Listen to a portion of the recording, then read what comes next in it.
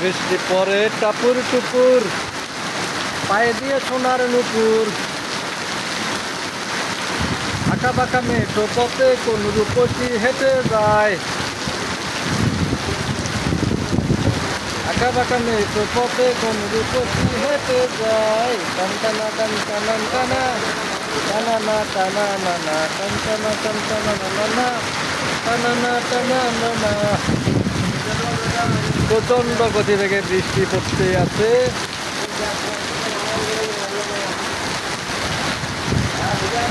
দিদির ক্যান্টিন বয় খাবার টাবার কাজ করে আমাদেরকে। মিলান, এই যে তাপাবহ গরম রোদ, এই গরমের ঠেলায় মানুষ অতিষ্ঠ হয়ে গেছে।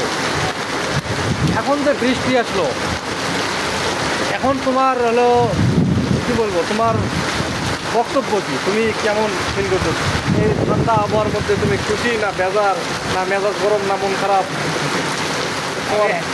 আমি হ্যাপি, খুশি। আমার অনেক ভালো লাগছে। এত সুন্দর পানি, ঘুরতে পানি, খুব মজা। লেগে আমি খুব খুশি। ওই সেফটি ম্যান কই গেল? ফরিদ ভাই, এই যে অনেকগুলো মানে যখন বেশি গরম হয়, রোদ হয়, তো রোদের মধ্যে বিভিন্ন সেকশনে আগুন ধরার সম্ভাবনা অনেক বেশি থাকে, ঠিক কিনা? আপনি একজন সেফটি লোক হয়ে, ফায়ারের লোক হয়ে, এখন এই যে দেখেন একটা জিনিস দেখতেছেন, বৃষ্টি পড়ছে, ঠান্ডা হয়েছে, এখন হচ্ছে আপনার আগুন ধরার সম্ভাবনা কমছে। করণীয় কি, আপনি যদি একটা ভালো মানুষ হতে চান, কোম্পানির কাছে ভালো থাকতে চান, তাহলে আপনি আজকে কোম্পানির মোটরের পানি খরচ না করে বৃষ্টির পানি। আচ্ছা, এইটুকু জায়গার মধ্যে কীভাবে গেল আমি বুঝলাম না। কেমনে সম্ভব?